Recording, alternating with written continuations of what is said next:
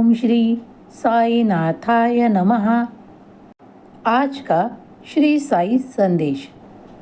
बाबा कहते हैं, हर वक्त अपने मन पर कोई बोझ मत रखा करो, क्योंकि मैं तुम्हें वो सुखों से परिपूर्ण करना चाहता हूँ जिसके लिए तुम बने हो, जिसके लिए तुम चुने गए हो। क्यों इतनी चिंताएं लेकर मन में रख रख कर उन्हें जमा करते जा रहे हो? उन्हें खाली करो, क्योंकि जब यह तुम खाली करोगे, मन से निकालोगे, तो सारी समस्याओं का हल तुम्हें प्राप्त होगा।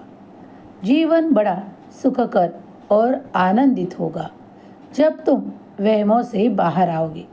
कई बार तुम्हारे मन में कई ख्याल होते हैं, जिनमें कई विचार जो नकारात्मक होते हैं, उनसे दूर हटने का प्रयास करो। बाबा तुम्हें वो देना चाहते हैं जो तुम पाना तो चाहते हो, लेकिन उसे हासिल करने में कुछ दिक्कत हो रही है। लेकिन बाबा तुम्हें वहाँ तक पहुँचाएंगे। तुम्हारा ध्येय जो कुछ भी है, तुम्हें वहाँ सहाय प्राप्त होगा और निश्चिंत रहो, सब कुछ तुम्हारे मन लायक होगा। कई ऐसी वस्तुओं की तुम्हारे लिए बारिश होगी जो तुम्हारे लिए बेहद ज़रूरी है। मैं जानता हूँ कि वो तुम्हें मेरे आशीर्वादों से और चमत्कारों से प्राप्त होगा। निश्चिंत रहो।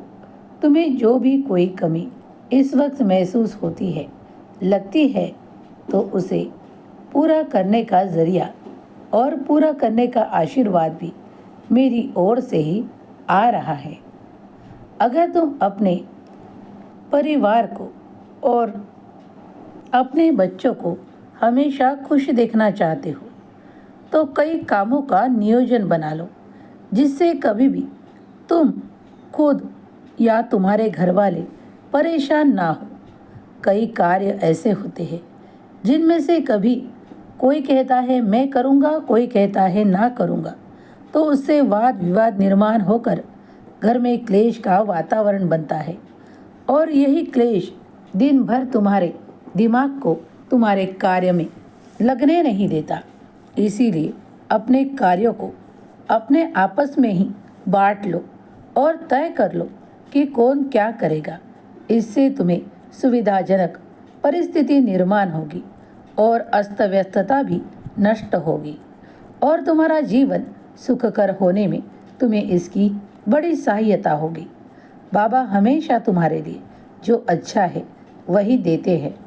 तुम्हारे लिए अपने घर को भी साफ सुथरा रखना उतना ही ज़रूरी मानते हो, लेकिन ये याद रखो कि हर एक वस्तु जो बाजार से लाते हो, उसका रख रखाव भी अच्छे से किया करो, क्योंकि तुम्हारी आदत बन चुकी है।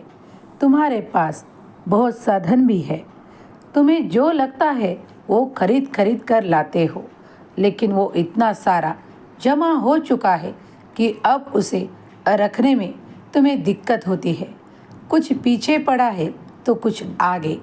इसीलिए जो तुम्हारे काम का है वो तो इस्तेमाल करो, लेकिन जो पहले का है, जो किसी ज़रूरतमंद को दे सकते हो तो दे दो, क्योंकि इससे तुम्हारी पुरानी सारी वस्तुओं का भी वो लोग इस्तेमाल कर लेंगे जिन्हें इनकी ज़रूरत है, और तुम्हारा घर स्वच्छ होने में भी तुम्हें सहायता होगी।